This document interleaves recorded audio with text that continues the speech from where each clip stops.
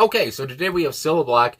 Anyone who had a heart, we got a live version here as well. It seems to be pretty popular, so I said, what the heck? Let's go with a live thing, something to watch here. So, Cilla Black has been suggested and recommended in this song, especially. I've never listened to her at all in my life, I do believe. And I do believe as well that this song was done for Dionne Warwick, and then Cilla covered it about a year later in 1964, so that's what I know coming into this. So let's get into it, talk about it after.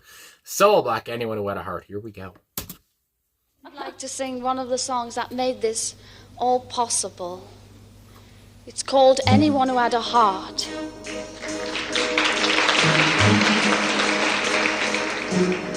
Anyone who ever loved could look at me and know that I love you.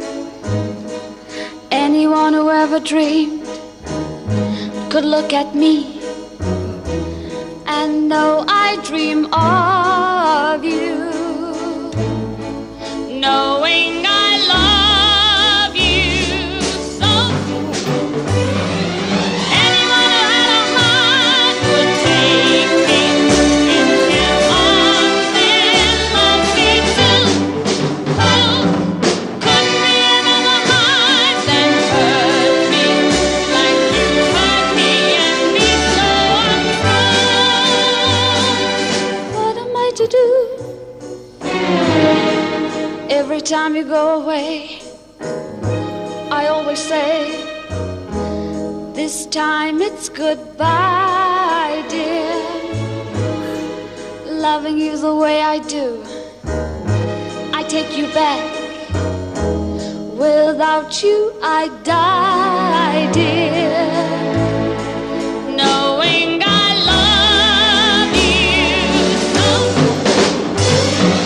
Anyone who had a heart would take me in his arms and love me too. Oh, could be another heart that hurt me like you hurt me and be so untrue. What am I to do? The transitions.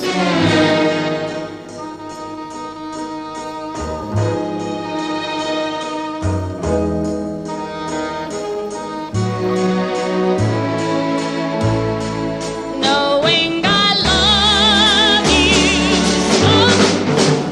Anyone who had a heart would take me in his arms and love me too. So, could be another heart that hurt me like you hurt me and be so untrue. Anyone who had a heart would love me too. Anyone who had a heart would simply take me in their arms and always love me while won't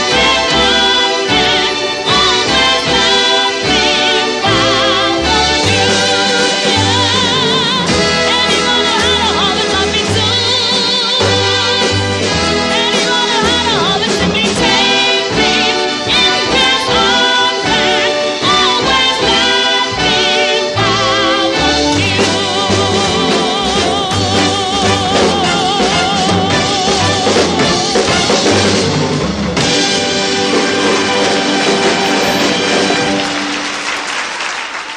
Oh, isn't that beautiful? I guess they should both take a bow there at the end, the old conductor and Cilla, my goodness, Cilla Black. Anyone who had a heart. And I kind of smiled at the end there. I mean, of course, just smiled because Cilla Black's voice here, again, this is my first time ever listening to her, and what a powerful belter she is. But I liked how at the end there was just a woman behind her lighting up a cigarette. Cilla's put, I would say, one of the best performances of her life, although this is my first one seeing. But she's pouring her heart out anyway. And just somebody's lighting up but not backstage, but behind her. It's just, there's something so relaxing about this, so laid back, I guess I would say, about this. Again, it's the mid 60s here. I do believe this was live in England. Of course, she was from the UK. She passed away about 10 years ago now, I do believe. So yeah, it just seems so laid back, and it was just such a different time. Would you believe it? 1960s here, now we're into 2026. It was a different time, and how everyone is just sitting at the tables there and just watching her. They're all in suits, and it's so different. Nowadays always, people would be cheering. But even back then, of course, yeah, the Beatles and stuff, and people went crazy over them. But it's just fun to see them all kind of laid back, watching her do her thing. And you got the orchestration behind her, the lush orchestration, as I always like to describe an orchestration. And here, yeah, again, so it felt not off the cuff, because this is obviously a performance where she was doing songs and all that stuff. But there's, again, like I said, there's something so laid back about it. And it felt nice, and it just felt right. And I just love how she went from talking about, this is a song that, put me on the map, and then right away, here we go. And how the orchestration started before she finished. And that orchestration, right off the bat, very intensified, very anticipatory, I would say, as well. I just like the da-da, I mean, I don't even know how else to describe it, but there's just something so profound about that, as well as the drum work here as well. I really enjoyed. I would say too, just how dramatic everything was, and just how atmospheric everything was too, along with that orchestration. And of course, the camera was put on Cilla for most of the time there, because she's the voice, she's the focal point, and the orchestration is kind of just, the backdrop, whatever. But again, the orchestration here really added to the performance. I mean, it gave it an extra boost, obviously. But to talk about Cilla, like I already kind of mentioned earlier, she had such a powerful voice, and I do believe she was born in 1943, so she was like 22, 23 around this performance, which is just nuts. She had a youthful voice, and I have seen people describe her voice at this time as bratty, and I mean, I wouldn't, and that seems like that would be a negative way of saying it, but I mean, what came to my head was almost like Annie, like the 1982 movie specifically, Annie, and I don't know why, but that came to my mind, where I don't know, she just seems so confident within herself. And I have watched some interviews. I don't know why. I don't usually do that, but when I was searching the song up, some of her interviews on different shows or whatever came up, and I watched a couple minutes of one of them, and she just seemed like a funny, genuine person, and she just seemed like a bundle of joy, a bundle of fun, whatever you want to say. So I don't know, just kind of had a lot of confidence here, and that's just what I read from her right off the bat. And even though she was, again, like 22, 23, it seemed like she commanded or demanded a room. And so she just seemed feisty, and her voice almost kind of reminded me of Annie or something. I don't remember the woman who played Annie in that movie, but just kind of a feel like that anyway, where she was very fearsome, not fearsome, but fierce anyway. And I just really enjoyed her voice anyway in that way. And like I said, just such a high commanding voice. And I always enjoy listening to women, I guess I would say, especially, who just belt like nobody's business, and it feels like you've been hit by a Mack truck. And like I said, I just loved how she would go from loving you, and she's going nuts on that, and then she would come right back down and turn it into an innocent, softer voice. And it's just, the transitions here were great, very effective, and made those powerful points even more important in the song. And I love how the orchestration would come back down with her too. There's a playfulness there, and again, the playfulness there, and Cilla kind of showed that again at the end when she and the conductor bowed at each other, showing once more that it's just not all about Cilla here.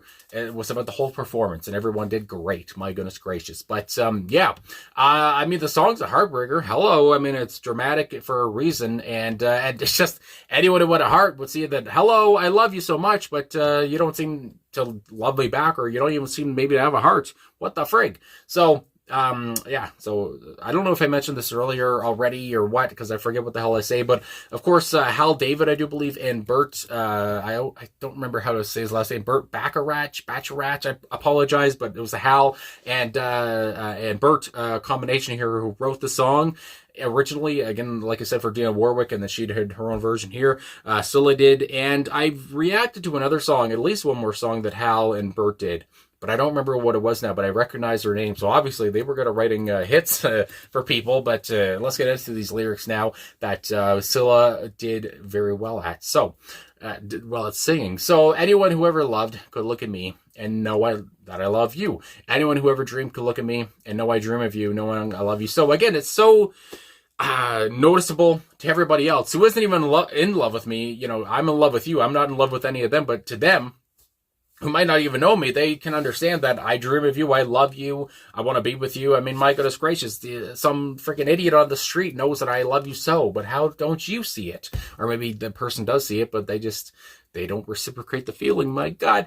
Then we have the chorus, anyone who had a heart would take me in his arms and love me to fool. And fool there, I guess maybe that's directed at the other persons that she's putting the song at. Couldn't be another heart that hurt me like you hurt me and be so untrue. What am I to do? Again, she's going through all these emotions. She doesn't know where to turn. She seems pretty lost, I would say, as well. Although it seems like she's been hurt and her heart has been crushed by this other person, she still wants him. And that's a vicious cycle there, my goodness gracious. I mean, the signs are all there to leave the person. The red flags are there. But yeah, she still has so much big feelings for this person, if that makes any freaking sense, and so many big feelings for this person, but she knows that it might not be reciprocated in the end, but she just doesn't care. Then you have the second verse, every time you go away, I always say this time it's goodbye, dear, and I like how she waved in the video there. Again, she just seemed to be, I can't say it enough, but just relaxed, or she just seemed to have confidence. I don't know. It just, in this performance alone, that's what I got from her. Yeah, this time is goodbye. And you know that it's probably not, though, because she just can't seem to get over the person. Loving you the way I do, I take you back. There you go. I take you back. Without you, I die, dear, knowing I love you so. Again, even though you hurt me, I still take you back because, my God, you're everything to me. She's just, like, she's back and forth. Reminds me of somebody I know. A relative, actually. But anyway, you go on with the chorus.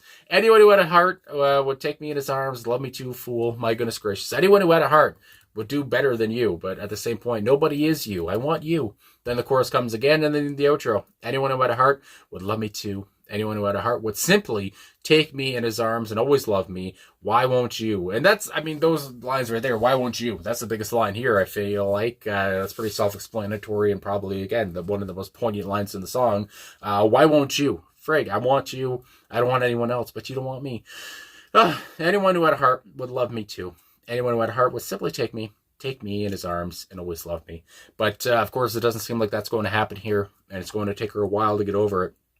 But at the same point, it doesn't seem like she's going to get over it anytime soon, because even though she's been hurt by this person, she still seems to want him to take her back. But anyway, and I forgot to mention there too, but I just love the kind of talking aspects, almost like a spoken word thing at different points, at least in this live version. I don't know if it was like that in the studio version or not, but she was just seeming to be very playful with the audience here, and she just seemed to be very comfortable on stage too. So I just really enjoyed her performance here. So yeah, a belting voice, which, like I said earlier, is something I always enjoy from a woman especially. So that's very nice to see. My goodness gracious, we did some Cilla Black today. So thanks for watching.